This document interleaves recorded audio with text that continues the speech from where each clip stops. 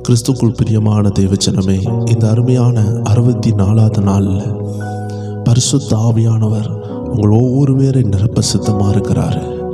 இந்த 100 நாள் ஜெபத்தில் ஒவ்வொரு நாளும் நம்மளை நிரப்பி கொண்டு வருகிற பரிசுத்த ஆவியானவர் அநேகருடைய வாழ்க்கையில் திறந்த வாசல்களை திறந்து கொடுத்து கொண்டிருக்கிற ஆவியானவர்.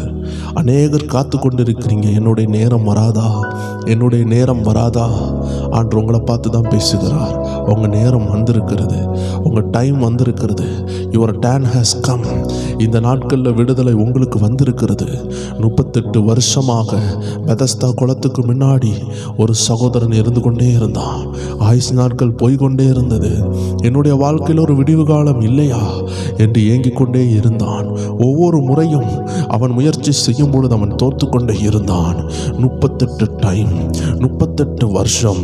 இதை அவன் மட்டும் பார்க்கவில்லை, அந்த ஊரார் பார்த்தார்கள். எல்லாரும் பார்த்தும் உதவி செய்ய முடியாத சூழ்நிலையில் இதையெல்லாம் பார்த்தவர்களால் உதவி செய்யவும் முடியவில்லை. ஆனால் ஒருவருடைய கண் அவனை பார்த்தது, உன்னதமானவருடைய கண் அவனை பார்த்தது. பார்க்க வேண்டியவருடைய கண் அவனை பார்த்தவுடன் விடுதலை வர ஆரம்பித்து விட்டது. தேவஜனமே, நெடுநாளாய் காத்திருக்கிறாயா? இன்னைக்கு உன்னை ஆண்டவர் ஒரு பெரிய சாட்சியாக மாற்ற போகிறார். அது எப்படி நடக்கும் எனக்கு தெரியாது, அது எப்போது நடக்கும் அது உங்களுக்கும் தெரியாது. ஆனால் நடக்கும் என்பது நிச்சயம், அது உண்மை. கர்த்தர் உங்களை சாட்சியாக மாற்றி அநேகருக்கு ஆச்சரியமாக மாற்ற போறாரு. ஒரு ஆளை பற்றி நினைக்கும் பொழுதே நம்ம மனசெல்லாம் சந்தோஷமா நிரம்புது. பார்த்தீங்களா? அதுதாங்க சாட்சி. இன்னைக்கு அப்படிப்பட்ட ஒரு நபராய் கர்த்தர் உங்களை மாற்ற போறாரு. வேதத்தில் பவுல் எடுத்துக்கொள்ளுங்க. நினைக்கும் பொழுது நம்ம மனசெல்லாம் சந்தோஷமா இருக்குது. வேதத்தில் அந்த கெட்டுப்போன மகனை பாருங்களேன், அப்பா கிட்ட திரும்பி வந்தான். அதை பார்க்கும் பொழுதே சந்தோஷமா இருக்குது. இன்னைக்கு ஆண்டவர் உங்களை பார்க்கும் பொழுது அநேகருக்கு சந்தோஷம் உண்டாகத்தக்கதாக உங்க வாழ்க்கையை மாற்றி அமைப்பார்னு எத்தனை பேர் விசுவாசிக்கிறீங்க? ஒரு 100 நாள் தான் நம்ம ஜெபிக்கிறோம். ஆனால் இந்த மாற்றம் சொல்லுகிறது, உங்க ஆயுசு காலத்துக்கு நீங்க மறக்க முடியாத மாற்றங்களை கர்த்தர் நிச்சயமாக செய்வார். எத்தனை பேர் விசுவாசிக்கிறீங்க தேவஜனமே? நீங்க எந்த பகுதியில் இருந்தாலும் சரி, நீங்க வெளி தேசங்களில் இருந்தாலும் சரி, கர்த்தருடைய ஆவியானவர் உங்களோடு பேசி கொண்டிருக்கிறார். நீங்க இருக்கிற இடங்கள்ல தேவனுடைய வார்த்தையை கன்ஃபஸ் பண்ணி பாடலாய் பாடுங்க. வேதம் சொல்லுகிறது, துன்மார்க்கனுடைய ஆலோசனையில் நடவாமல், பாவிகளுடைய வழியில் நில்லாமல், பரியாசக்காரர் உட்காரும் இடத்தில் உட்காராமலும், கர்த்தருடைய வேதத்தில் பிரியமாய் இருந்து இரவும் பகலும் அவருடைய வேதத்தில் தியானமாக இருக்கிற மனுஷன் பாக்கியவான். நீங்க செய்ய வேண்டியதெல்லாம் ஒன்றே ஒன்றுதான். நீங்க எந்த ஜாப்ல இருந்தாலும், எந்த வேலையில இருந்தாலும், எந்த எஜுகேஷன்ல நீங்க படித்து கொண்டிருந்தாலும், whatever may be, wherever may be, whatever you are doing, just remind and meditate. கர்த்தர் ஆண்டு சொல்லுகிறார், நீ மெடிடேட் பண்றதுல விட்டுறாத, நீ தியானமா இருக்கிறத விட்டுறாத. உன் படிப்பை காட்டிலும் விளையாட பெற்றது கர்த்தருடைய வேதத்தில் உள்ள தியானம். அப்பந்தான் நீ தொடர்றதெல்லாம் வாய்க்கும், அப்பந்தான் நீ செய்யறதெல்லாம் வாய்க்கும். நீ படித்தும் பிரோஜனம் இல்லாம போகக்கூடிய ஒரு உலகத்துல தான் இருக்கிற. நீ சாதிக்கலாம் நினைத்த உலகத்துல உன் ஆயுசு நாள் உன் கையில இல்லை. இன்னைக்கு கர்த்தர் உன்னை பார்த்து பேசுகிறார். சாதிக்கணும்னு நினைத்த எத்தனையோ மனிதர்கள் இன்னைக்கு மண்ணோடு மக்கி போகும் பொழுது உன் சாதனையாய் மாத்தி தர. உன் படிப்புக்கு முடியாம இருக்கலாம், உன் பலத்துக்கு முடியாம இருக்கலாம், உன்னை படைத்தவருக்கு அது முடியும். அதனாலதான் அவருடைய வார்த்தையில நீ தியானமாயிரு. நீ எதை செய்தாலும் அதுல ஒரு பாதி பகுதி அது கர்த்தர் தான். படிப்பு ஒரு பாதி பகுதி ஆண்டவர் இல்லாத படிப்பு அது வீணாகிவிடும். எத்தனையோ டாக்டர்ஸ்கள், எத்தனையோ இன்ஜினியர்ஸ்கள் இன்னைக்கு தங்களுடைய வாழ்க்கையை வீணாக்கி இருக்கிறாங்க. எத்தனையோ சயின்டிஸ்ட் இன்னைக்கு உலகத்தில் இல்லை. அவர்கள் படித்த பட்டங்கள் உண்டு, எத்தனையோ பேர் படித்துட்டு அந்த ஃபீல்டில் இல்லை. எத்தனையோ லட்சங்கள் செலவழித்தும் அது வீணாகி போயிருக்கிறது. ஒரு குறிப்பிட்ட இடத்துல ஒரு பெரிய டாக்டர்னை கூப்பிட்டு ஜெபம் பண்ண சொன்னாங்க. அந்த இடத்துல பார்த்தீங்கன்னா அவங்க பிள்ளைக்கு பல லட்சம் ரூபாய் செலவழித்து படிக்க வைத்திருக்கிறாங்க. கிட்டத்தட்ட 25 லட்சத்துக்கு மேலே செலவழித்து படிக்க வைத்தும் அந்த பிள்ளைக்கு அதை படிக்க விருப்பம் இல்லை. சும்மா வீட்டில் வந்து உட்கார்ந்துருக்கிறாங்க. அருமையான தேவஜனமே, இன்னைக்கு உன்னுடைய காரியங்கள் வீணாக கூடாதுன்னா கர்த்தரின் திருவேதத்தில் தியானமா இருங்க. வசனம் அழகாக சொல்லுகிறது, அவன் நீர்க்கால்களில் ஓரமாய் நடப்பட்டு தன் காலத்தின் தன் கனியை தந்து இலை உதிராதிருக்கிற மரத்தை போல் இருப்பான். அவன் செய்வதெல்லாம் வாய்க்கும். எத்தனை பேர் விசுவாசிக்கிறீங்க நீங்க செய்வதெல்லாம் வாய்க்கும், நீங்க நீர்க்கால்கள் ஓரத்தில் இருக்கிற ஒரு அருமையான மரத்தை போல் இருப்பீர்கள்? எத்தனை பேர் விசுவாசிக்கிறீங்க தேவ ஜனமே? நீர்க்கால் வேற ஒன்றுமே இல்லை, அது கர்த்தருடைய திரு வார்த்தை, அது வேத வார்த்தை, அது தேவ வசனம். அதை எப்படி நீங்க நினைவுல வைக்கலாம்னா, அதை ஒரு பாடல் மூலமாக நீங்க மெடிடேட் பண்ணலாம். உங்க உள்ளத்துல ஒரு பாடல் ஓடிக்கொண்டு இருந்தாலே போதும். ஒரு ஜெப மனிதனுடைய சக்சஸ் என்ன தெரியுமா? ஒரு ஜெப வீராங்கனையனுடைய சக்சஸ் என்ன தெரியுமா? அவன் சும்மா இருக்கும் பொழுதும், அவன் சும்மா நடக்கும் பொழுதும் அவன் இருதயம் பாடிக்கொண்டிருக்கும், அவன் இருதயம் சோத்திரம் பண்ணி கொண்டிருக்கும். ஆம் பிரியமான தேவஜனமே, எத்தனை பேருடைய இருதயம் பாடுகிறது, எத்தனை பேருடைய இருதயத்தில் வசனம் ஓடுகிறது? இன்னைக்கு கவலை ஓடிக்கொண்டிருக்கிறதா? இல்லை என்றால் வசனம் ஓடிக்கொண்டிருக்கிறதா? ஆவியானவர் உங்களை பார்த்து பேசுகிறார். கவலை ஓடுகிறதற்கு அந்த இருதயத்தை பயன்படுத்தாதீர்கள், பயம் ஓடுகிறதுக்கு பயன்படுத்தாதீர்கள், கோபம் உங்க இருதயத்தில் ஓடுகிறதற்கு அதை பயன்படுத்தாதீர்கள். வேத வசனம் ஓடணும், தேவ சத்தம் அந்த இருதயத்தில் துணிக்க ஒப்பு கொடுங்க. உங்க வாழ்க்கை மாறுதா இல்லையான்னு பாருங்க, நீங்க தொடர்றது வாய்க்குதா இல்லையான்னு பாருங்க. இன்னைக்கு நான் உங்களை பார்த்து பேசுகிறேன், ஒரு ஊழியனாக ஆண்டவர் உங்களை பார்த்து சொல்ல வேண்டிய வார்த்தையை நான் சொல்லுகிறேன். நீங்கள் செய்வது வாய்க்கும். I see it is written in your head, whatever you do it will prosper. கர்த்தர் அதை வாய்க்க பண்ணுவார் என்று உங்களோடு பேசிக் கொண்டிருக்கிறார். ஆவியானவர் சொல்லுகிறார், நீ செய்வதெல்லாம் வாய்க்க போது மகனே. நீ எதற்சியாத அந்த வீடியோவை பார்த்து கொண்டிருக்கலாம், ஏதோ தெரியாம இந்த வீடியோக்குள்ள வந்திருப்ப. உன்னை பார்த்து ஆவியானவர் சொல்லுகிறார், இத்தனை நாள் நீ செய்தது வாய்க்காமல் போனதா? இனிமேல் இந்த வார்த்தையை எடுத்துக்க, இந்த தீர்க்க தரிசன வார்த்தையை எடுத்துக்க. உனக்குள்ள ஒரு ஊற்று புறப்பட போது, உன் வாழ்க்கை மாறப் போகிறது. God is telling you, you are going to change. Whatever you do will prosper. அது வாய்க்கும் என்று சொல்லுகிறார். எத்தனை பேர் இந்த மெடிடேஷனுக்குள்ள வாரீங்க? எத்தனை பேர் புலம்பல தூக்கி போடுறீங்க? எல்லாருக்கும் பிரச்சனை உண்டு, எல்லாருக்கும் போராட்டம் உண்டு. எத்தனையோ பேர் பறி கொடுத்துட்டு இன்னைக்கு இருக்கிறாங்க. நம்ம தேசத்துல கொடூரமான சம்பவங்களை கேள்விப்படுகிறோம். ஒரு இளைஞன் அவன் அடித்து கொல்லப்பட்ட ஒரு சம்பவத்தை நம்ம கடந்த நாட்கள்ல பார்த்தோம். துள்ள துடிக்க அவன் அந்த 28-29 வயது மதிக்க உள்ள ஒரு சகோதரன் லாக்கப்ல மரணமானது நம்ம எல்லாம் அறிந்திருக்கிறோம். தேவச்சனமே, வாழ வேண்டிய பிள்ளை மரித்திருக்கிறான். அதே போல வாழ போன ஒரு பிள்ளை 300 சவரன் நகையை கூட கொண்டு போனாங்க. 70 லட்சம் ரூபாய் காரை கொடுத்திருக்கிறாங்க. ஆனாலும் குறிப்பிட்ட மாசத்துக்குள்ள அந்த பிள்ளை மரணம் அடைந்த செய்தி இந்த நாட்கள்ல நம்ம மறக்க முடியாத ஒரு சூழ்நிலையா இருக்குது. எல்லாரும் நினைக்கிறாங்க பணம் இருந்தா வாழ்ந்துடலாம், படிப்பு இருந்தா வாழ்ந்துடலாம். தெய்வச்சனமே, ஆடு மேய்த்த தாவீதை உயர்த்தினது படிப்பல்ல, தேவ கிருபை. How many are ready to come back to the grace of God? எத்தனை பேர் தேவ சந்நிதியில தாழ விழுந்து, ஆண்டவரே உம்முடைய கிருபை, உம்முடைய கிருபை. தேவ ஜனமே, தீர்க்க தரிசனமா உங்களை பார்த்து சொல்றேன், ஒருவேளை உங்க வீட்டில் நீங்க தனியா இருப்பீங்கன்னா, அப்படி ஒரு நேரம் கிடைச்சிச்சுன்னா, உங்களை படைச்ச ஆண்டவருக்கு முன்னாடி சாஷ்டாங்கமா விழுந்து சொல்லுங்க, ஆண்டவரே இம்முடைய கிருபை நான் உயர்த்தட்டும் சொல்லுங்க. அது இன்னைக்கு நைட்டு சொல்லலாம், நாளைக்கு காலையில சொல்லலாம், எப்பனாலும் நீங்க சொல்லலாம். எப்பெல்லாம் நேரம் கிடைக்குதோ, I trust in the grace of God, நான் தேவ கிருபையை நம்புகிறேன்னு தாழ விழுந்து சொல்லுங்க. தேவ ஜனமே, உங்க வாழ்க்கை மாறுதா இல்லையான்னு பாருங்க. தேவ ஜனமே, இது ஒரு தீர்க்க தரிசனமா எடுத்துக்கொள்ளுங்க. தினமும் நைட்டு தூங்குறீங்க, ஆண்டவருக்காக சாஷ்டாங்கமா தாழ விழுந்து சொல்லுங்க, அப்பா உங்க கிருபை போதுன்னு சொல்லுங்க. உங்க ரூமை பூட்டுங்க, உங்க ரூமை பூட்டிட்டு போய் சொல்லுங்க, முட்டு போட்டு சாஷ்டாங்கமா விழுந்து ஒரு 2 நிமிஷம் அப்பா பாதத்துல கண்ணீர் வடித்து பாருங்க. இந்த செய்தியை எத்தனை பேர் கேட்க போறீங்கன்னு எனக்கு தெரியாது. ஆனா ஆவியானவர் சொல்லுகிறாரு, யாரெல்லாம் அப்பா பாதத்துல சாஷ்டாங்கமா விழுந்து கிடக்குறீங்களோ, நீங்க தேசத்தை அசைக்கிற கர்த்தருடைய பயங்கரமான நபர். கர்த்தர் உங்களை பயங்கரமான சாதனையாளராக கர்த்தர் மாற்ற விரும்புகிறார். இந்த சத்தத்தை கேட்கிற தேவ ஜனமே, உன்னுடைய பிரச்சனைகளை, தர்க்கத்தின் வெள்ளங்களை திருப்புகிற ஆண்டவர் உன் பிரச்சனைகளை திருப்புவார். அதனாலதான் இந்த மீட்டிங்ல உன்னை கொண்டு வந்திருக்கிறார். உன்னுடைய எல்லா போராட்டத்துக்கும் ஒரு முற்றுப்புள்ளி வைக்கதான் கர்த்தர் இந்த 100 நாள் ஜெபத்துல உன்னை கொண்டு வந்திருக்கிறார். தேவ ஜனமே, உனக்கு நெடுநாள் போராட்டமா? உன்னை பிசாசு துரத்தி கொண்டு இருக்குதா? உன்னை பில்லி சூனியம் துரத்துகிறதா? நேற்றைய தினத்துல ஒரு சகோதரன் மெசேஜ் போட்டிருந்தாங்க. அந்த சகோதரன் சொல்லி இருந்தது என்ன தெரியுமா? அவங்க வீட்டுல ஒரே பில்லி சூனியமா, ஒரே போராட்டமா, அவர்களுக்கு விரோதமா யாரோ செய்கிறாங்களா. அந்த சகோதரனுக்காக ஊழியக்காரனாகிய நான் ஜெபிக்கிறேன். அருமை சகோதரா, கர்த்தர் உன்னை பலப்படுத்துவாரு. உன் குடும்பத்தில் உன்னை சிங்கமா மாத்துவாரு. உன்னை வேட்டையாடுகிற அந்தகார ஆவிகளை உன்னை கொண்டு வேட்டையாடுவாரு. ஒரு மனிதனால் உன்னை ஜெயிக்க முடியாது. அந்த சகோதரனுடைய தகப்பன் கீழே விழுந்து ஏதோ பிரச்சனையில இருக்கிறாங்கன்னு கமெண்ட்ல எழுதியிருந்தாங்க. உங்களுக்காக ஒரு ஊழியனா நான் ஜெபிக்கிறேன். இந்த நேரத்தில் யாரெல்லாம் வெள்ளி சூனியத்தில் கஷ்டப்பட்டு கொண்டு இருக்கிறீங்களோ, அப்பா உங்களுக்காக இறங்குறாரு. ஒரு எலியா 400க்கு மேற்பட்ட கள்ள தீர்க்கதரிசிகளை கொன்னான். ஒரு தெய்வ மனுஷன் சொன்னாரு, 400க்கு மேற்பட்ட மந்திரவாதிகளை ஒரு எலியா கொன்னான். நீங்க ஒரு எலியானா உங்களுக்கு ஒரு மந்திரவாதி அல்ல, 100 மந்திரவாதி அல்ல, குறைஞ்சது ஒரு 400 மந்திரவாதியை ஜெயிக்கக்கூடிய கெப்பாசிட்டியை உள்ள வச்சுக்கிட்டு நீங்க பயந்துகிட்டு இருக்கிறீங்க.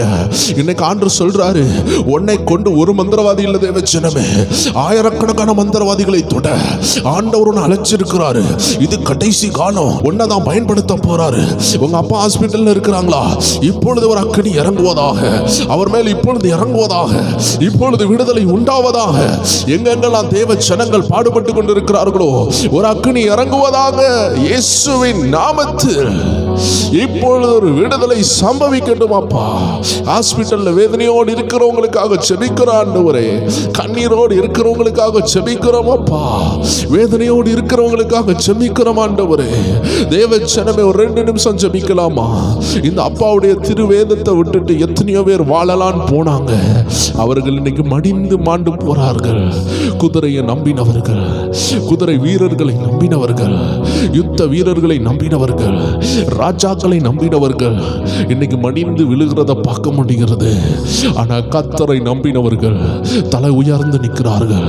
தேவஜனமே, இந்த உலகம் உன்னை பகைக்கலாம், நிந்திக்கலாம், உனக்கு யார் இருக்கான்னு கேட்கலாம். ஆனா அந்த நேரம்ல நீ பொறுமையா போனல்ல, உனக்கு யாரும் இல்லைன்னு அவன் நினைச்சாங்க தெரியுமா? ஒன்று மட்டும் தெரியாம போச்சு, உன் கூட தான் உன்னை படைச்சவர், இந்த உலகத்தை படைச்சவர், உன்னை எதுக்குறவனை படைச்சவர் உன் கூட இருக்கிறார்னு அவனுக்கு தெரியாம போச்சு.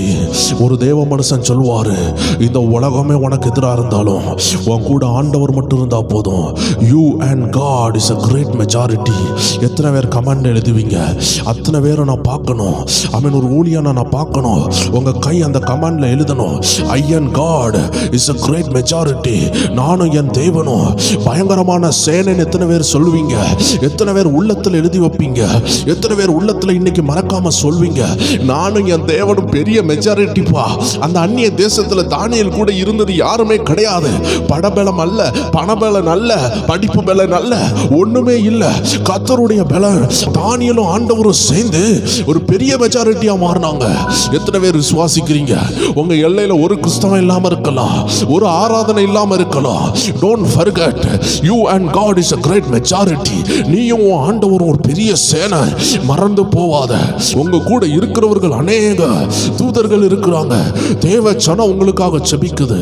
எத்தனை பேர் கண்களை மூடி ஆண்டவரை நோக்கி சொல்லுவீங்க, ஆண்டவரே கண்ணீரோடு இருக்கிறவங்களுக்காக நான் ஜெபிக்கிறேன். ஆண்டவரே என்ன போல பாடுகள் இருக்கிறவங்களுக்காக ஜெபிக்கிறேன். அப்பா என்னிலும் அதிக பாடல உள்ளவர்களுக்காக ஜெபிக்கிறேன். ஆண்டவரே ஆபரேஷன் தியேட்டர்ல இருக்கிறவங்களுக்காக ஜெபிக்கிறேன்ப்பா. ஐசியூக்குள்ளாடி இருக்கிறவங்களுக்காக நான் ஜெபிக்கிறேன். ஆண்டவரே இந்த 100 நாள் ஜெபத்தில் அட்டன் பண்ண முடியாம கண்ணீரோடு இருக்கிற தேவ ஜனத்துக்காக நான் ஜெபிக்கிறேன்ப்பா. தொடக்கத்தில் வந்துட்டு இடையில அட்டன் பண்ண முடியாம இருக்கிறவங்களுக்காக ஜெபிக்கிறோம். ஆண்டவரே வேதனையோடு இருக்கிறவங்களுக்காக ஜெபிக்கிறோம். ஆண்டவரே வேலை இல்லாம இருக்கிறவங்களுக்காக ஜெபிக்கிறோம். அப்பா குடும்பத்தில் சண்டையோடு இருக்கிறவங்களுக்காக ஜெபிக்கிறோம். ஆண்டவரே இந்த வியாதி மாறாதான்னு கண்ணீரோடு இருக்கிறவங்களுக்காக ஜெபிக்கிறோம். ஆண்டவரே எல்லா தேவ ஜனமும் இணைந்து ஜெபிங்களே. உங்க ஜெபம் ஒரு பெரிய கோட்டையா மாறப்போகுது. உங்க ஜெபம் ஒரு அடைக்கலமா மாறப்போகுது. உங்க பாவப்பட்ட சகோதரனுக்காக, உங்க பாவப்பட்ட சகோதரிக்காக ஏதோ ஒரு இடத்துல கண்ணீரோடு இருக்கிறாங்க. தேவ ஜனமே, கர்த்தர் உனக்கு ஜெபிக்க திராணி கொடுத்தாருன்னா நீ கண்டிப்பா ஜெபி. இல்லை உனக்கு பண ஆசீர்வாதம் இருக்குதுன்னா ஏழை விசுவாசிகளை கண்டிப்பா பார்த்து உதவி செய்யுங்கள். கர்த்தர் உங்களை ஆசீர்வதிப்பாரு. நீங்க போற சபையில கர்த்தர் உங்களுக்கு வருமானத்துல நல்லா தந்திருக்கிறாருன்னா ஒரு சின்ன பாகத்தை எடுத்து படிக்க முடியாத ஒரு 10 பிள்ளைகளையோ, ஒரு 5 பிள்ளைகளையோ, இல்லை ஒரு பிள்ளைகளையோ, இல்லை வசதி வாய்ப்பு இல்லாத ஏதோ ஒரு பிள்ளைகளை நீங்கள் அவங்களுக்கு ஸ்பான்சர் பண்ணி நீங்கள் இருக்கிற இடத்துல ஆண்டவருடைய அன்பை சொல்ல கர்த்தர் உங்களை அழைக்கிறார். வேதனைப்படுகிற உலகத்திற்கு 2 விதத்தில் உதவி செய்ய முடியும். ஒன்று ஜெபித்து உதவி செய்ய முடியும், இன்னொன்று கொடுத்து உதவி செய்ய முடியும். கொடுக்க திராணி உள்ள தெய்வச்சனமே, அருமையான பிரேயர் டைம் குடும்பத்தாரே, ஏழை எளியவர்களை உங்கள் சார்பில் உங்கள் அருகாமையில் பார்த்தீங்கன்னா ஆண்டவருடைய ஏவுதலின்படி விசேஷமாக உங்கள் சபையாருக்கு ஆமீன் உங்கள் மத்தியில் பார்க்குற ஆமீன் வேதனை உள்ள நபர்களுக்கு உதவி செய்யுங்கள். கர்த்தர் உங்கள் தானியத்தையும் களஞ்சியத்தையும் ஆசீர்வதிப்பார். எல்லாரும் சேர்ந்து ஆண்டவருடைய நாமத்தை உயர்த்தோம். தேவச்சனமே, வற்றாத நீரூட்டாக நீங்கள் மாறுறதுக்கு ஒரு வாய்ப்பு இருக்குது. சங்கீதம் 1. நீங்கள் செய்வதெல்லாம் வாய்க்கிறதுக்கு ஒரு வாய்ப்பு இருக்குது. சங்கீதம் 1. அதை நம்ம பாடலாக பாடுவோமா? எல்லாரும் சேர்ந்து சொல்லுவோமா? கர்த்தரின் திருவேதத்தில் இன்பம் தினம் காண்பே, கர்த்தரின் திருவேதத்தில்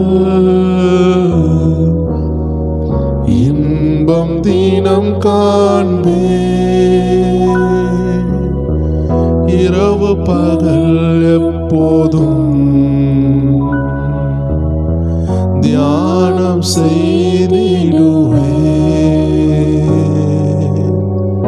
இரவு பகல் எப்போதும் தியானம் செய்திடுவே,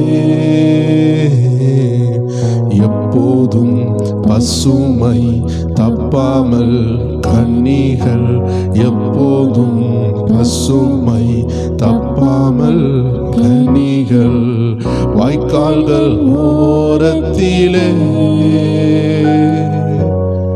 நடப்பட்ட மரம் நானே, என் வேர்கள் தண்ணீருக்குள் இலையுதிராய் மரம் நான். எல்லாரும் சேர்ந்து சொல்லுவோமா? வாய்க்கால்கள் ஓரத்திலே நடப்பட்ட மரம் நானே. எத்தனை பேர் விசுவாசத்தோடு சொல்றீங்க? என் வேர்கள் உன் வேர்களை தண்ணீர்ல போடு தேவச்சனமே. வேத வசனமாகிய தண்ணீர்ல உன் சிந்தனை மண்டலங்கள், உன் இருதயம் நினைக்கப்படுவதாக.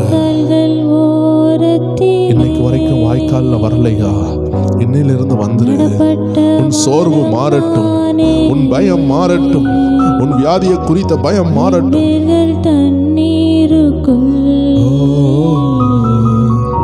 இலையுதிராய் மரம் நான், செய்வதெல்லாம் வாய்க்கும், செய்வதெல்லாம் வாய்க்கும்.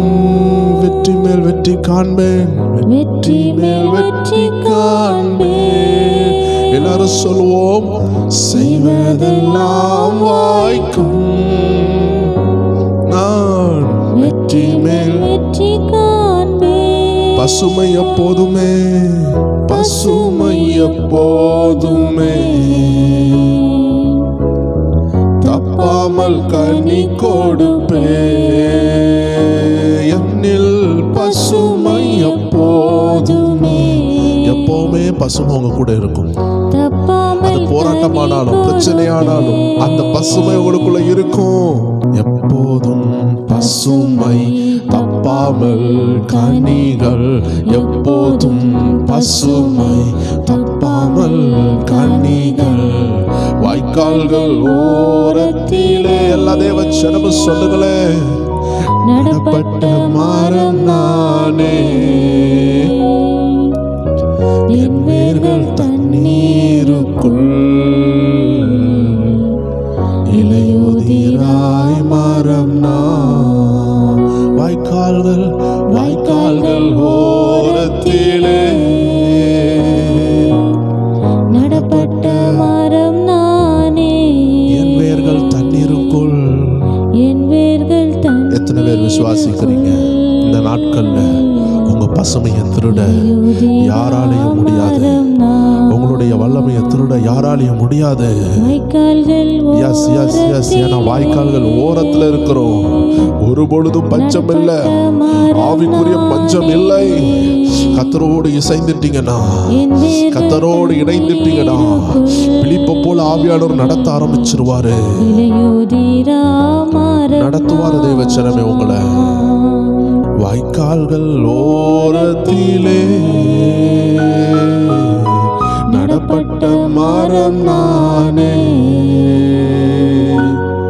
என் வேர்கள் தண்ணீருக்குள் இலையுதிராய் மரம் நான். வாய்க்கால்கள் ஓரத்திலே நடப்பட்ட மரம் நானே, என் வேர்கள் தண்ணீருக்குள் இலையுதிரா மரம். கர்த்தரின் திருவேதத்தில், கர்த்தரின் திருவேதத்தில் இன்பம் தினம் காண்பே. எத்தனை பேர் சொல்றீங்க? கர்த்தரின் திருவேதத்தில்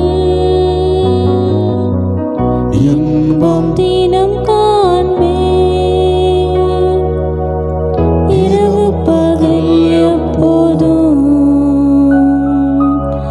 தியானம் செய்திடுவே. இரவு பகல் எப்போதும் தியானம் செய்திடுவே. எப்போதும் பசுமை தப்பாமல் கனிகள், எப்போதும் பசுமை தப்பாமல் கனிகள். வாய்க்கால்கள் ஓரத்திலே தேவச்சனமே நடப்பட்ட ஒரு வாய்க்கால் உண்டு உனக்காக வைத்திருக்கிறார். அந்த வாய்க்கால் அண்டை ஓடி வந்துரு. எந்த பிரச்சனையும் உன்னை சோர்ந்து போக விடாத. கர்த்தருடைய ஆவியானவர் உங்களை பலப்படுத்தி கொண்டிருக்கிறார். இலையுதிரா மரம் நான்.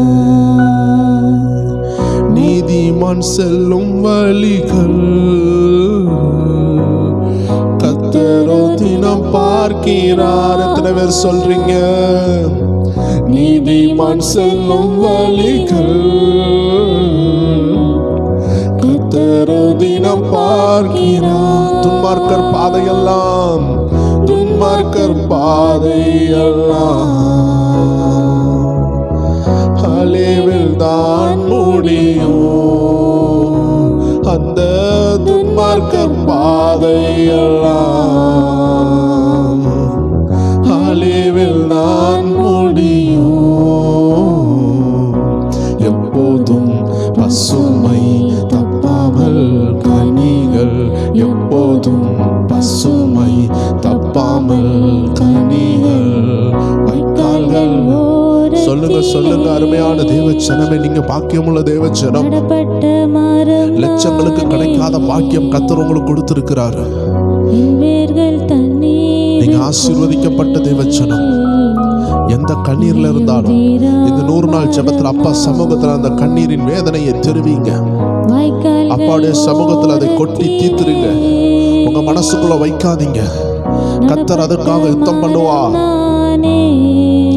ஆமென் ஆமென். என் வேர்கள் தண்ணீருக்குள்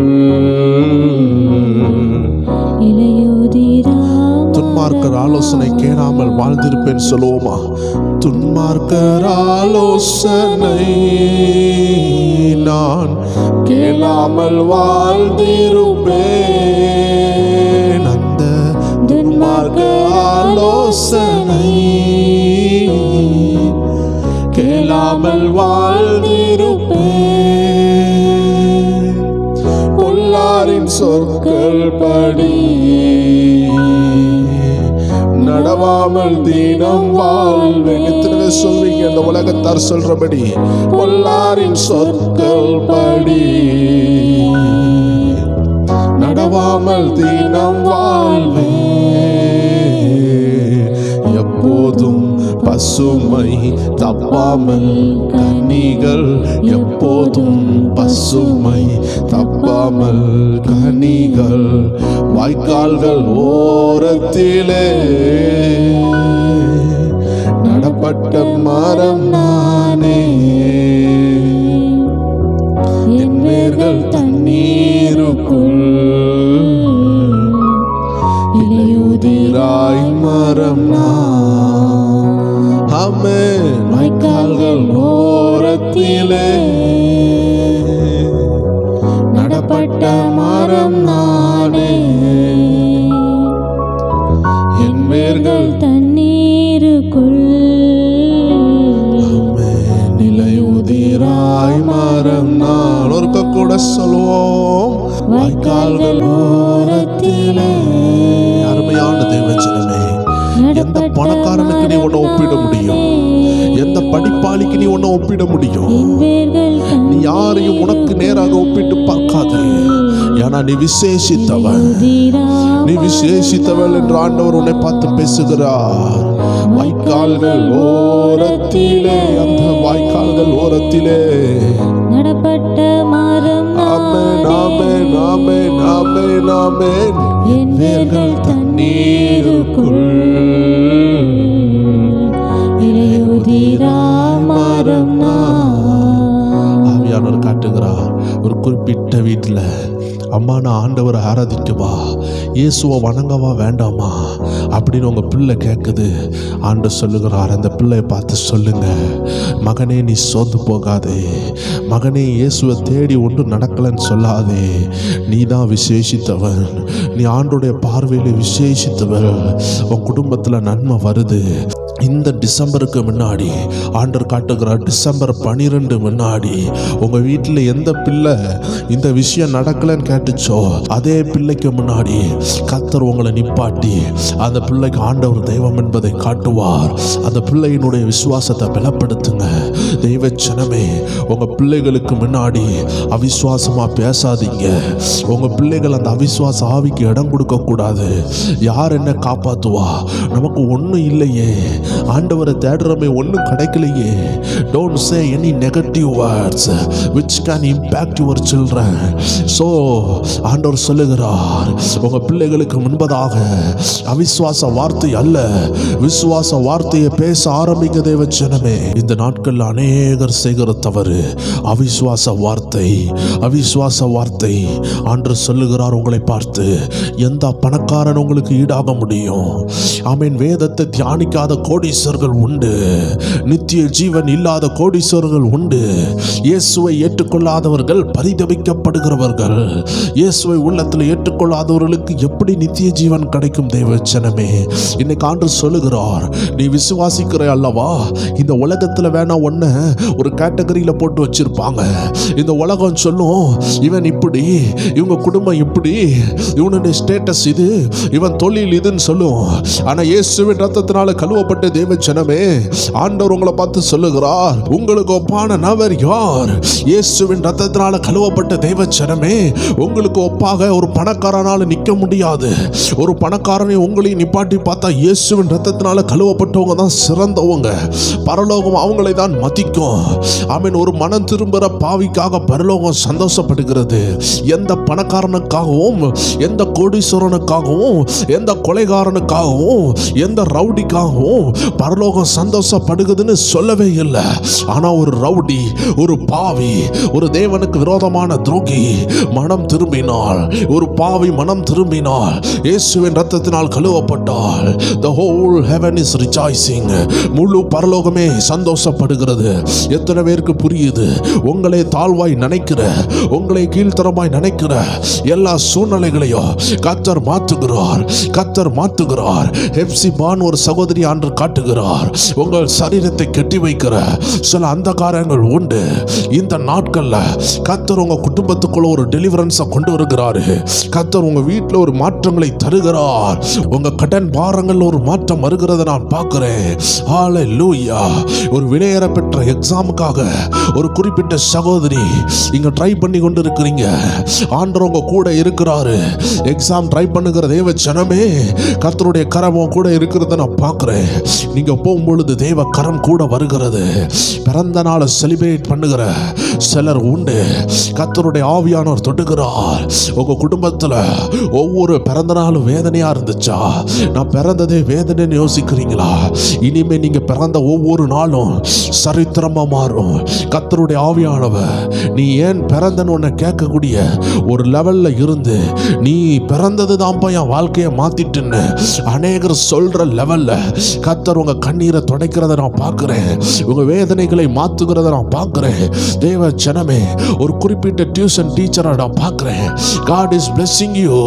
அருமையான சகோதரியே, கர்த்தர் உங்க வாழ்க்கையை மாத்துகிறார். உங்க திருமண வாழ்க்கையில் ஒரு மாற்றம் வருகிறது. ஒரு பெரிய மாற்றத்தை கர்த்தர் கட்டளையிடுகிறார். உங்க குடும்பத்துல ஒரு நீர்கால்களாக கர்த்தர் உங்களை மாற்றுவாராக. ஹல்லேலூயா. மோகன் ஒரு சகோதரனை கர்த்தர் காட்டுகிறார். உங்க குடும்பத்துல ஆண்டவர் உங்களை வெளிச்சமாக வைத்திருக்கிறார். நீங்க ஆண்டவரை தேடிக்கொண்டிருக்கிறீங்க. ஓ ராபா ஷாதா ராபா, உங்களுக்கு தாயோ தகப்பனோ ஏதோ ஒரு நபர் இல்லாம இருக்கிறாங்க. ஆண்டவர் காட்டுகிறா உங்க குடும்பத்துக்கு நீங்க தான் வெளிச்சம். நீங்க தான் வெளிச்சம். சொந்து போவாதீங்க. கர்த்தர் உங்களை பலப்படுத்துவாராக. லேபோ ராசாதா ராபா, தேவ கரம் வந்திருக்கு. அநேகரை தொட்டு கொண்டு இருக்கு. தேவ ஜனமே, ஜெபிக்கிற பிள்ளைகளுக்கு கீழ்ப்படியும் போது தான் விடுதலை. இந்த ஜெபத்தை கேட்கிற முக்கவாசி பேர் சபைக்கு செல்லுகிறவர்கள், விடுதலையை பெற்றவர்கள், இயேசுவின் இரத்தத்தினால் கழுவப்பட்டவர்கள். ஒரு சுவிசேஷ கூட்டத்தில் அநேக அதிசயங்கள் நடக்கும். ஆனா தேவ ஜனங்கள் மத்தியில் ஒரு அற்புதம் நடக்கணும்னா அவர்கள் கீழ்ப்பழிந்து மனம் திரும்பினால் தான் நடக்கும். சுவிசேஷ கூட்டத்தில் முக்காவாசி பேர் ஆண்டவர் அறியாதவங்க வருவாங்க. அவங்களுக்காக ஆண்டவர் உடனே அற்புதம் செய்வாரு. ஆனா அந்த ரட்சிக்கப்பட்டவர்கள் மத்தியில அவர்கள் மனம் திரும்பினாதான் மாற்றங்கள் நடக்கும். தெய்வ ஜனமே, நீ ஒரு சபைக்கு போற தெய்வ பிள்ளையா, வேதம் வாசிக்கிற ஒரு தெய்வ பிள்ளையா, இந்த வீடியோ கேட்கிற அநேகர் 90% மக்கள் மேக்சிமம் சபைக்கு போய் கொண்டிருக்கிறீங்க, தேவனை தேடிக்கொண்டிருக்கிறீங்க. அதனால உங்க வாழ்க்கையில நீங்க அற்புதத்தை எதிர்பார்க்கிறீங்கன்னா நீங்க உடைக்கப்பட்டு மனம் திரும்பணும். எந்த விஷயத்துல மனம் திரும்பணும்னு ஆண்டவர்கிட்ட கேளுங்க. கர்த்தர் அதை காண்பித்து தருவாரு. இந்த 100 நாளும் கர்த்தருடைய ஆவியானவர் உங்களோட பேசுகிறாரு. ஒரு வார்த்தை கூட தரையில விழாத தேவச்சனமே, உங்க மேல அந்த அபிஷேகம் இறங்கி வந்து இருக்குது. அந்த அபிஷேகம் உங்களை மாத்த வல்லமை உள்ளதா இருக்குது. அருமையான தேவச்சனமே, இந்த நாட்கள்ல கர்த்தருடைய ஆவியானவர் ஒவ்வொரு வேளை தொட்டு கொண்டு இருக்கிறத பார்க்கிறேன். உங்க குடும்பத்தில் இருக்கிற சில பில்லிசூனிய வல்லமைகள், சிலரெல்லாம் மாந்திரிகத்தால ரொம்ப கஷ்டப்படுறீங்க. நான் ஒரு சகோதரியை பார்க்கிறேன், அடிக்கடி உங்க சரீரத்தில் ஒரு சர்ப்பத்தின் ஆவி கிரியை சேர்க்கிறது. இந்த நாட்கள்ல கர்த்தர் அதை விரட்டுகிறார். இயேசுவை நாமத்தில் அது வெளியேறட்டும். அந்த குடும்பத்தை டிஸ்டர்ப் பண்ணாம கர்த்தருடைய ஆவியானவர் அதை சைலண்ட் ஆக்கி போடுகிறார். உங்க குடும்ப ரட்சிப்புக்காக ஜெபியுங்கள். அருமையான தேவச்சனமே, உன் குடும்ப ரட்சிப்புக்காக நீ ஜெபி. ஏன் தெரியுமா? அந்த பில்லிசூனிய ஆவிகள் உன்னை தொடாதபடி, அந்த உலக ஆவிகள் உன்னை தொடக்கூடாதுன்னா உனக்கு விரோதமாக செய்கிறவங்களுக்காக நீ ஜெபிக்கணும். உன் குடும்பத்தில் இருந்து நீ ஆண்டவரை தேடாதபடி, ஆராதிக்க விடாதபடி உன்னை சில கட்டுப்பாடுகள் இருக்கலாம். நீ ஜெபிக்க ஆரம்பி. நீ ஜெபிக்கணும், அதிகமாக ஜெபிக்கணும், வாய் குறைவா பேசணும். அநேகர் இயேசுவை பத்தி வைராக்கியமா பலர்கிட்ட சொல்லிட்டு வந்துருவாங்க, ஆனா ஜெபிக்க மாட்டாங்க. அதனால தான் ஆண்டவர் சொல்லுகிறாரு, நீ நிறைய ஜெபம் பண்ணு, கொஞ்சம் பேசு, நிறைய ஜெபி. கர்த்தர் சொல்ற வார்த்தையை மட்டும் சாட்சியா சொல்லு.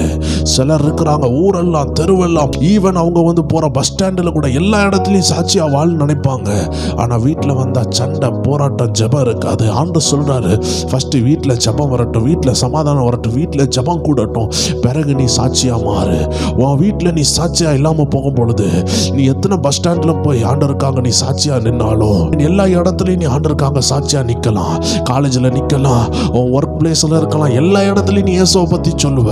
ஆனா உன் வீட்டில் பிரச்சனை இருக்குதுன்னா, you want to silent your talk and pray the more. ஆண்டவர் சொல்லுகிறார், நீ வெளியே சாட்சியா சொல்ல வேண்டியதுக்கு முன்னாடி நீ ஜெபிக்க வேண்டும் என்று ஆவியானவர் உங்களோடு பேசுகிறார். அநேகர் ஜெபத்தில் குறைவா இருந்துட்டு பார்க்குற எல்லாருக்கும் சுவிசேஷம் சொல்றாங்க. சுவிசேஷம் நம்ம மேல் விழுந்த கடமை. ஆனால் தேவனுக்கு பிரியமில்லாத ஏதாவது ஒரு காரியத்தை நம்ம செய்துட்டு ஜெபிக்காம இருந்துட்டு ஒரு சுவிசேஷம் அறிவிக்கும் பொழுது அந்த குறிப்பிட்ட நபர்கிட்ட இருந்து உங்களுக்கு போராட்டம் கூட வரும். அந்த நபர்கள் சில கேள்விகள் கேட்கும் பொழுது நீங்க கடைசியில் வாக்குவாதத்தில் முடிப்பீங்க. அதனாலவே அந்த நபர் கடைசி வரைக்கும் இயேசுவை ஏற்றுக்கொள்ள மாட்டான். தயவு செய்து சுவிசேஷம் அறிவிக்க விரும்புகிற தேவச்சனங்கள் யாரா வராதிருப்பீங்கன்னா ஒரு நாளும் அந்த மனிதர்களை கட்டாயப்படுத்திடாதீங்க. தேவஜனம் ஒரு சொட்டு தேனை கொடுக்கறது போல நீங்க ஒரு சின்ன ஒரு டேஸ்ட் கொடுங்க. ஏசப்பாவுடைய டேஸ்ட் பிடிச்சிட்டுனா அந்த நபர் தானாய் வந்துருவாங்க. அதனால சொல்ல வேண்டியதுதான் நம்ம கடமை. ஒரு நாளும் ஃபோர்ஸ் பண்ணாதீங்க. ஒரு மனிதனை ரட்சிக்கிறது ஒரு மனிதன் அல்ல, ஒரு மனிதனை ரட்சிப்புகளை கொண்டு வர்றது பரிசுத்த ஆவியானவர். உங்க வார்த்தையில பரிசுத்த ஆவியானவர் அதிகமா இருந்தாங்கன்னா உடனடியாக அந்த நபர் வருவாங்க. உங்க வாயின் வார்த்தையில கோபமும் எரிச்சலும் இருக்குதுன்னா எவ்வளவு சுவிசேஷம் அறிவித்தாலும் ஜனங்கள் ரட்சிக்கப்பட மாட்டாங்க. ஏன்னா உங்க மூலமா ஆவியானவர் கிரியை செய்ய முடியல. இன்னைக்கு உங்க மூலமாக ரட்சிப்பின் சுவிசேஷம் வெளியே போகணும்னு ஆண்டு திட்டம் வச்சிருக்கிறாரு. ஆனா அதிகமாக செபித்துட்டு அதை செய்ய ஆண்டு சொல்லுகிறார். தேவனோடு உறவாடிட்டு செய்ய சொல்லுகிறார். உலகத்தில் உள்ள எல்லாருக்கும் சுவிசேஷம் அறிவிக்கணும். அதுக்குன்னு சொல்லிட்டு ஆமீன் எல்லாருக்கும் ஒரே நாள் அறிவிக்க முடியாது. கர்த்தர் ஒவ்வொரு நேரத்தில் ஒவ்வொரு பேரை தொடுவாரு. அதனால பார்க்குற எல்லாருக்கும் சொல்லணும் சொல்லிட்டு அவசரப்பட வேண்டாம் ஆண்டு சொல்லுகிறார். கால் துரிதமானவன் தப்பி நடக்கிறான் வேதம் சொல்லுகிறது. உங்கள் ஜெபம் உங்கள் சமாதானம் தேவனோடு உறவெல்லாம் கரெக்டாக வைத்துட்டு நீங்க வெளியே போய் தேவனுக்காக நில்லுங்க. ஏன்னா அநேகர் பில்லி சுனிய கட்டில இன்னைக்கு மாற்றுறதுக்கு காரணமே எங்கேயோ ஒரு இடத்துல போராட்டம் சொல்லிட்டு ஜெபம் பண்ண போவாங்க. போகும் பொழுதுதான் அங்க உள்ள அந்தகார ஆவிகளோடு போராடுவாங்க. இவங்க முந்தின நாள் தான் வீட்டில் சண்டை வச்சுட்டு இருந்திருப்பாங்க, வீட்டில் கோவப்பட்டு இருப்பாங்க, கெட்ட வார்த்தை போட்டிருப்பாங்க, ஏதோ ஒன்று செஞ்சிருப்பாங்க. ஆனால் அடுத்த நாள் ஒரு போராட்டம் சொல்லிட்டு ஆமீன் அந்த கிராமத்துலேயும் ஏதோ ஒரு இடத்துல போய் ஜெபம் பண்ண போவாங்க.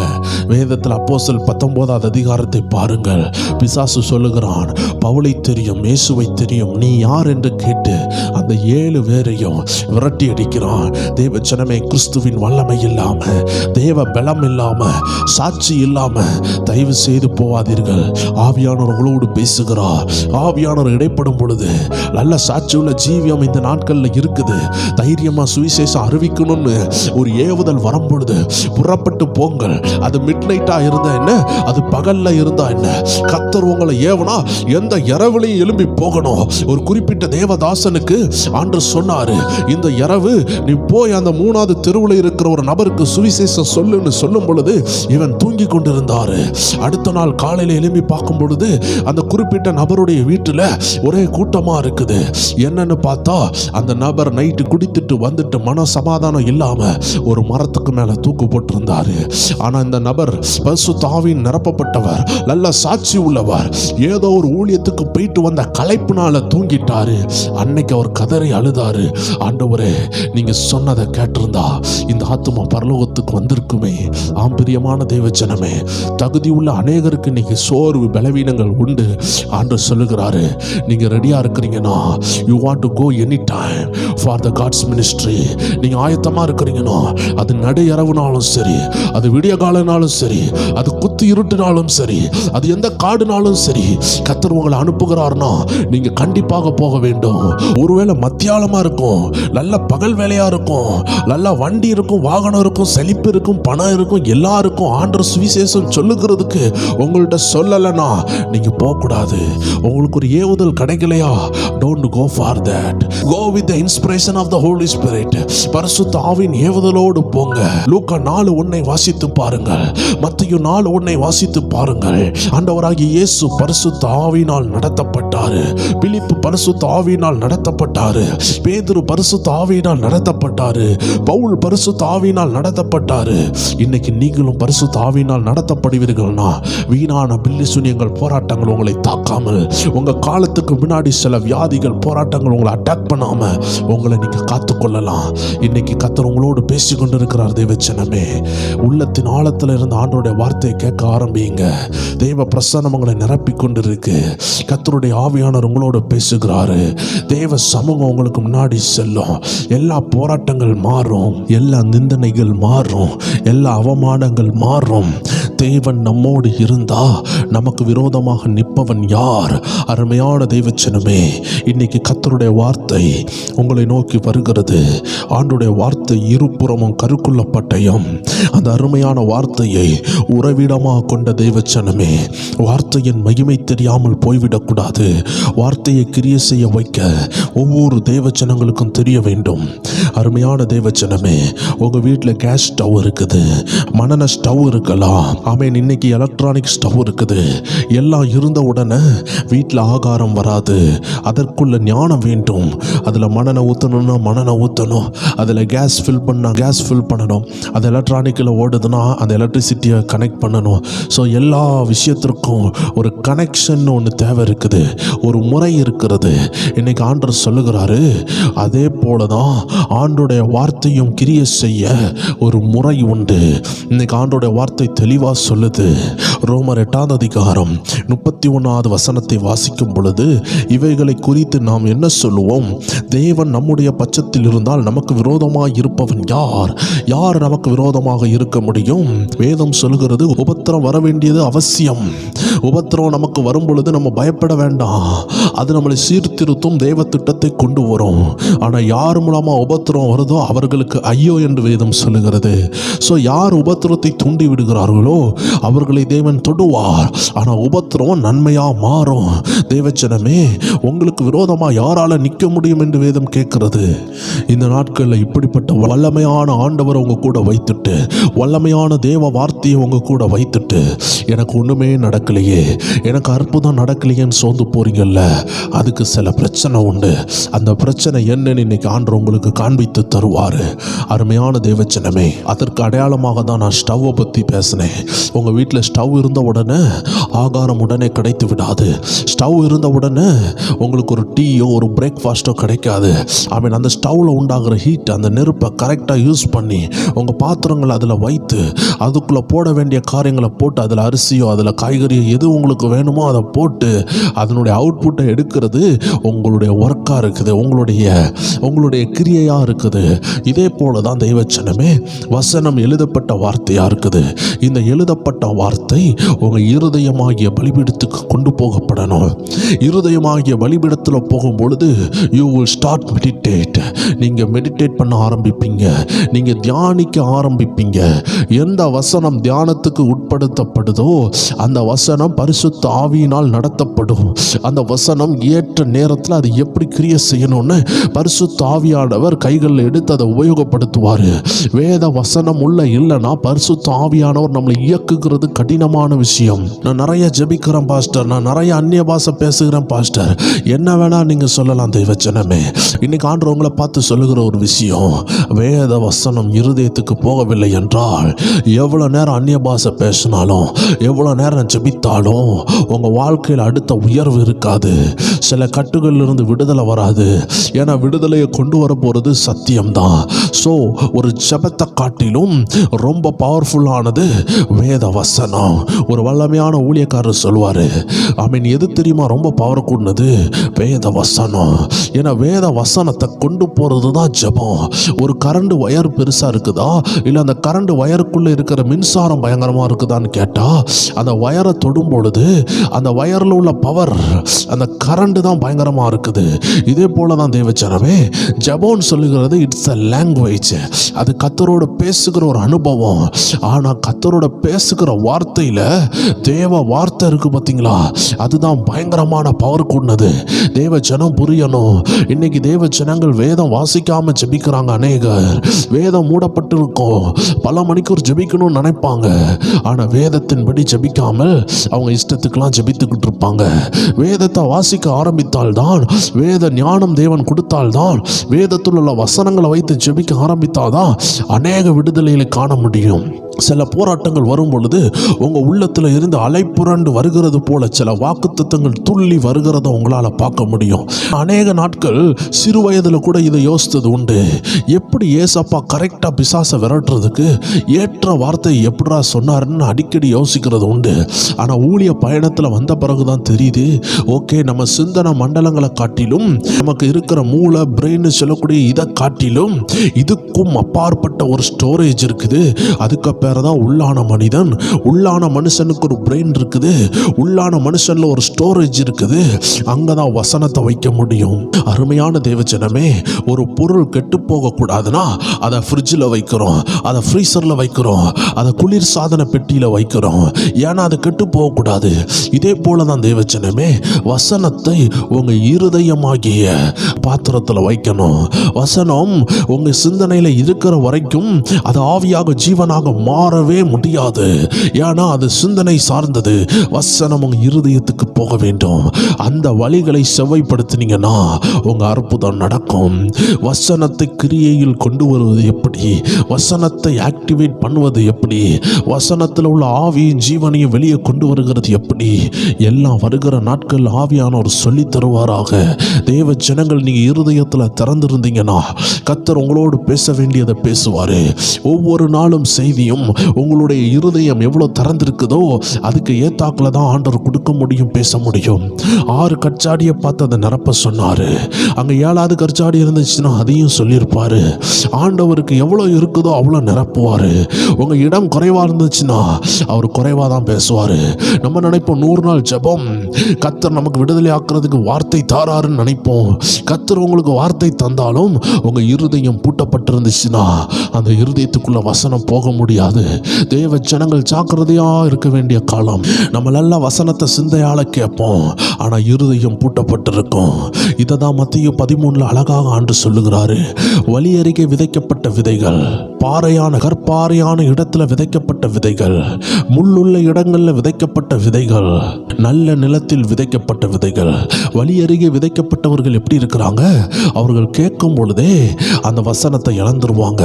ஸோ இந்த வழி அருகே விதைக்கப்பட்டவர்களை நீங்கள் கவனமாக பார்த்தீங்கன்னா அது ரோட்டினுடைய ஓரத்தில் கடக்கிற விதைகள்னு சொல்கிறதுக்கு ஒப்பனையாக இருக்குது. ஸோ அப்படி கடக்கிறத பறவைகள் என்ன செய்யும்? கொத்தி தின்னும். ஸோ இந்த வசனத்தை கேட்டுக்கொண்டிருக்கிற தேவச்சனமே, உன் இருதயத்தை இந்த 3 லெவல் இருக்குது. இந்த 3 மோசமான லெவலில் வைக்காம 4வது ஒரு லெவல் இருக்குது. அந்த லெவலில் நீ வைத்திருப்பாய் என்றால் இந்த வார்த்தை உனக்குள்ளாக சென்று மாற்றங்களை தரும். இந்த நாட்களில் மாற்றத்தை விரும்புகிற தேவச்சனமே, அநேகர் இந்த நாட்களில் சோர்ந்து போவாங்க. திருமண தடை உள்ளவர்கள் என்ன செய்வாங்க? வாழ்க்கையில் எப்பொழுதும் ஜெபிப்பார்கள் நினைக்கிறீர்களா? ஜெபம் இருக்கும் பொழுது பாதிக்கு பாதி சோர்வு அவர்களை ஜெயிக்கும்.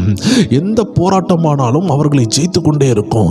வயசு போதே, வேலை இல்லையே, படிப்பு இல்லையே, வருமானம் இல்லையே, வீடு இல்லையே, அது இல்லையேன்னு சொல்லிக்கொண்டு அவர்களுக்குள்ள போராட்டம், நெகட்டிவ்னஸ், போராட்ட எண்ணங்கள், சோதனை எண்ணங்களுக்கு நிறைய இடம் கொடுப்பாங்க. ஆண்டவர் சொல்றாரு, ஒரு மாற்றத்தை எதிர்பார்க்கிறீர்களா? ஒரு மாற்றத்தை உருவாக்குங்க. இனிமே எப்பொழுது இல்லைன்னு சொல்லாதீங்க. 35 வயசாயிட்டு, எனக்கு 40 வயசாயிட்டு, இனி நான் மேரேஜ் பண்ண முடியுமா? இனி என் வாழ்க்கை மாறுமா அப்படின்னு கவலையோடு இருக்காதீங்க. இந்த ஒரே ஒரு வாழ்க்கை தேவச்சனமே, எல்லாருக்கும் திருமணம் ஆகுது, எனக்கும் ஆகணும்னு நினைக்கிறதுல ஒரு தவறு கிடையாது. ஆனா அதுலயும் ஒரு விசேஷம் இருக்குது தேவச்சனமே. உன்னை பார்த்து ஆண்டவர் சொல்றாரு, நீ எப்படி விசேஷமா மாற முடியும்? எல்லாருக்கும் நடக்கிறது உனக்கு நடந்துச்சுன்னா நீ விசேஷமானவனா இருக்க முடியுமா? ஏதோ ஒண்ணு உங்களுக்கு நடக்காம இருக்கும் பொழுது ஆண்டவர் சொல்றாரு, you are a unique vessel. நீங்க விசேஷித்தமானவர்கள். அநேகருக்கு முன்னாடி சாட்சியா நிக்க உங்களால முடியும். இன்னைக்கு அநேகர் செட்டில்ட் ஆயிட்டாங்க. அநேகர் எல்லா விஷயத்திலையும் செட்டில்ட் ஆகிறது போல இருக்குது. உங்க வாழ்க்கை இன்னைக்கு செட்டில் ஆகாதது போல இருக்குதா? ஆண்டவர் சொல்றாரு, உன்னால சாட்சியா நிக்க முடியும்.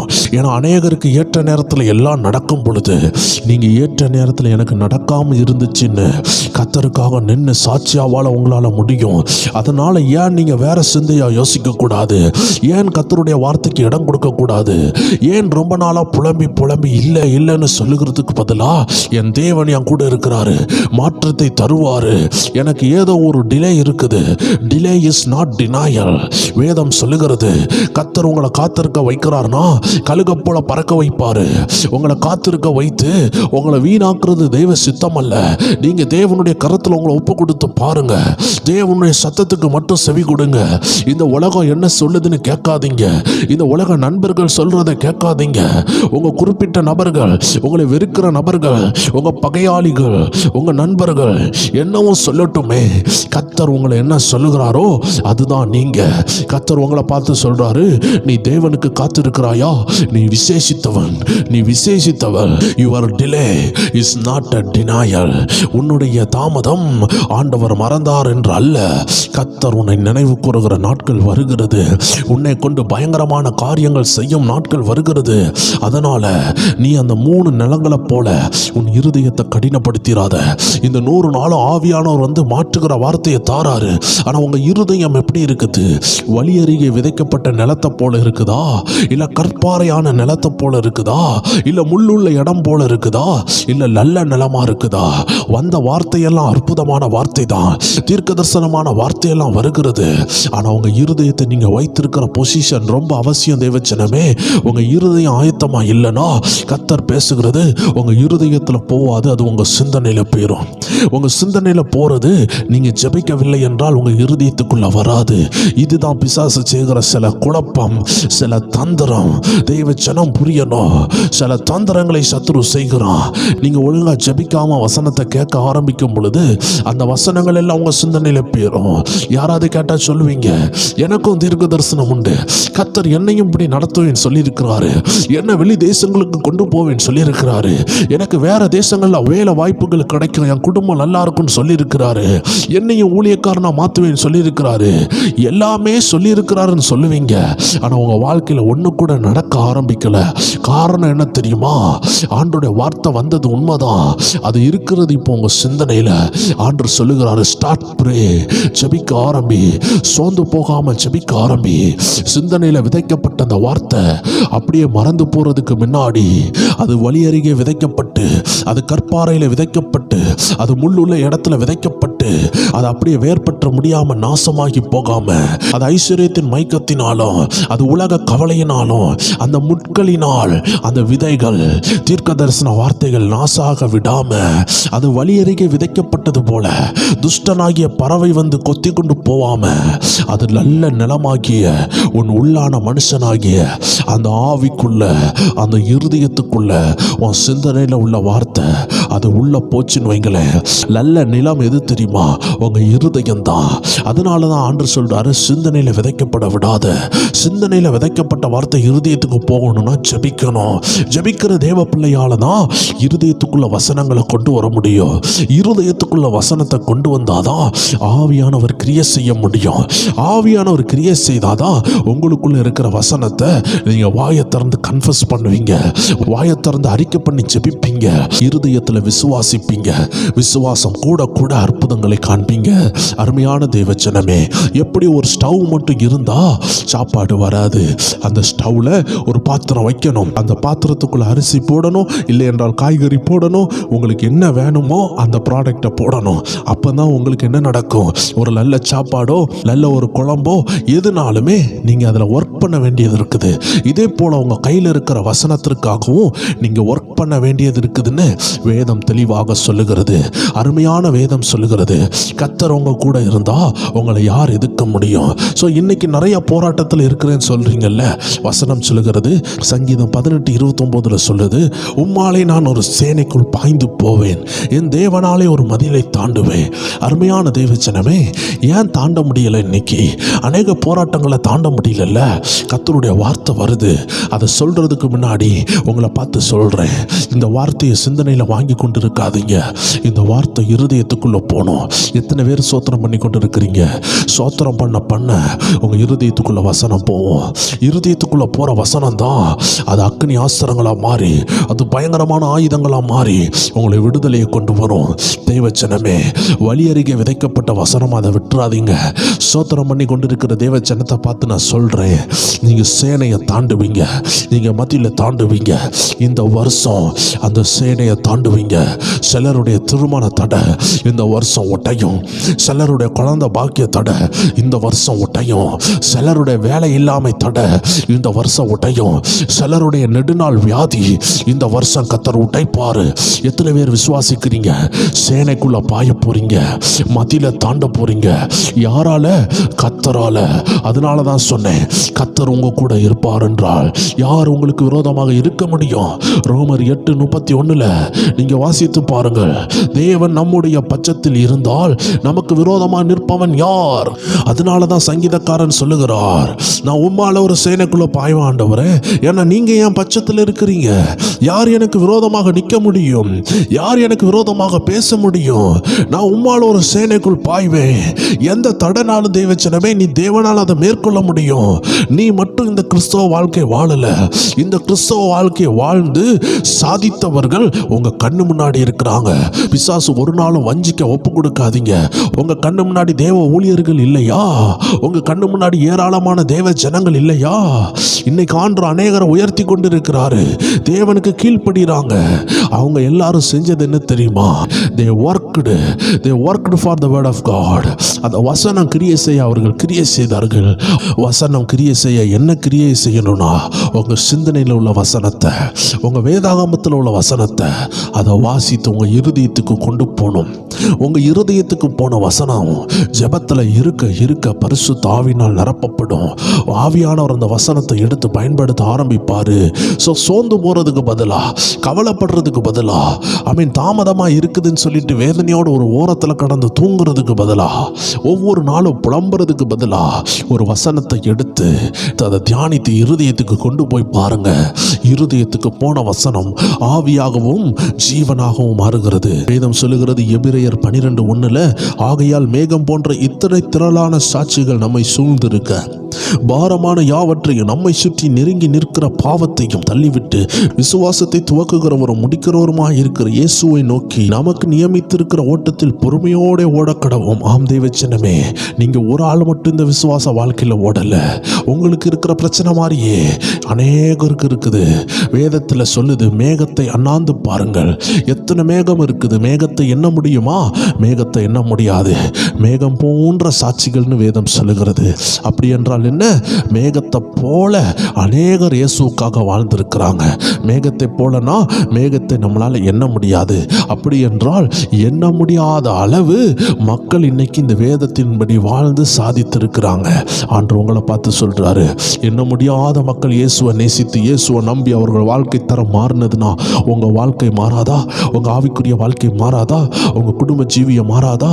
உங்க எதிர்காலம் மாறாதா? நம்ப வேண்டிய விதத்தில் நம்பி பாருங்க. ஜெபிக்க வேண்டிய விதத்தில் ஜெபித்து பாருங்கள். தியானிக்க வேண்டிய விதத்தில் தியானிச்சு பாருங்க. உபாசிக்க வேண்டிய விதத்தில் உபாசித்து பாருங்கள். கர்த்தரை தேடுகிற விதத்தில் தேடி பாருங்க. அந்த காரியத்தை செட்டில் பண்ணுங்க. முதலாவது தேவனுடைய ராஜ்யத்துக்கு முன்னுரிமை கொடுங்க. எல்லா தடையும் உடைந்து எப்படி ஒரு நிழல் உங்களை ஃபாலோ பண்ணுதோ அதே போல இந்த உலக காரியங்கள் எல்லாம் உங்களை ஃபாலோ பண்ணும். நீங்க ஃபாலோ பண்ண போறது தேவனாகிய நீதியின் சூரியன். நீதியின் சூரியன் கிட்ட நெருங்கி பாருங்க. நிழல் உங்களை தானா ஃபாலோ பண்ணும். நிழல் உங்களை தேடி வரும். ஒரு மனிதன் சூரியனுக்கு கிட்ட நெருங்க நெருங்க அவனுடைய நிழல் பெருசாகிறது போல நீங்க கர்த்தர்கிட்ட நெருங்க நெருங்க உங்க உலக தேவைகள், ஆசீர்வாதம் எல்லாம் பெருகி பெருகி தேவைகள் சந்திக்கப்பட்டு ஒரு நிழலை போல பெருகும். ஆனா அந்த நீதியின் சூரியனாகி இயேசுவை விட்டுட்டு போய் பாருங்க, உங்க நிழல் சின்னதாயிரும். அநேகர் என்ன செய்வாங்க? நிழலை தேடி போவாங்க. நிழலை தேடி தேடி போக போக சூரியனை விட்டு தூரம் போறீங்க. சூரியனை விட்டு தூரம் போக போக உங்க நிழல் குட்டியா மாறிடும். இன்னைக்கு ஆண்டவரை விட்டு பிரிந்து போகிற அநேகருடைய உண்மையான ஆசீர்வாதம் குறைகிறது. ஆண்டு சொல்லுகிறார், உங்க உண்மையான ஆசீர்வாதம் கூடணும்னா கர்த்தர்கிட்ட வாங்க. இன்னைக்கு ஆண்டு சொல்லுகிறார், இந்த உலக ஆசீர்வாதம் மட்டும்தான் உண்மையான ஆசீர்வாதம் நினைக்காதீங்க. கர்த்தர் கொடுக்கிற ஆசீர்வாதத்தில் வேதனை இருக்காது. அந்த ஆசீர்வாதத்தை இழக்கணும் தான் சத்துருடைய தந்திரம். ஆண்டு சொல்லுகிறார், அந்த தந்திரத்தை இன்னைக்கு ஆண்டு உடைக்கிறாரு. நீங்க மட்டும்தான் கஷ்டப்படுறீங்கன்னு சொல்லுகிற பொய்ய இன்னைக்கு ஆண்டு உடைக்கிறாரு. ஏராளமான மக்கள் கஷ்டப்பட்டு முன்னேறும் பொழுது நீங்களும் முன்னேற உங்களை ஆயத்தப்படுத்த கர்த்தர் அழைக்கிறார். இந்த நாட்களில் கர்த்தர் உங்களோடு பேசுகிறார். வேதத்தை கிரியையில கொண்டு வாங்க. ஆவியின் ஜீவனுள்ள வசனத்தை கிரியை செய்ய ஆரம்பியுங்க. ஆவியானவர் உங்க கூட இருக்கிறாரு. தேவன் உங்க கூட இருக்கிறாரு. யார் உங்களுக்கு விரோதமா நிற்க முடியும்? எல்லாரும் கண்களை மூடலாம், எல்லாரும் ஜெபிக்கலாம். ஹல்லேலூயா, ஹல்லேலூயா. ஆம் தேவனே, ஒவ்வொரு தேவ பிள்ளைகளுக்காக நான் ஜெபிக்கிறேன். ஒரு ஊழியனாக நான் ஜெபிக்கிறப்பா, உம்முடைய ஜனம் ஒவ்வொரு மேலேயும் அந்த நீதியின் சூரியன் பிரகாசிப்பதாக. அந்த நீதியின் சூரியனாகிய இயேசுவின் வெளிச்சம், அந்த ஒளி கதிர்கள் அவர்கள் மேல் படுவதாக. அந்த ஒளி கதிர்கள் மேல் இருக்கிற ஆரோக்கியம் அவர்கள் மேல் பாய்வதாக. எங்கெங்கெல்லாம் ஆரோக்கியம் இல்லாமல் இருக்குதோ, சமாதானம் இல்லாமல் இருக்குதோ, தேவனுடைய ஒளி கதிர்கள், ஜீவ ஒளிகள் அவர்கள் மேல் படுவதாக. எல்லாருடைய லைஃப்லையும் ஒரு டர்னிங் பாயிண்ட், ஒரு யூ டர்ன், ஒரு மாற்றம் என் தேவன் கொண்டு வர போறதுக்காக நன்றி அப்பா. இந்த 100 நாள் ஜெபத்தை தந்தவங்க அன்புக்காக நன்றி. எல்லா துதிகன மகிமை உமக்கு செலுத்துகிறோம். இயேசு கிறிஸ்துவின் நாமத்தில் ஜெபிக்கிறோம் எங்கள் ஜீவனுள்ள நல்ல பிதாவே. ஆமேன், ஆமேன், ஆமேன். God bless you. மீண்டும் நாளை சந்திக்கலாம். ஆமேன்.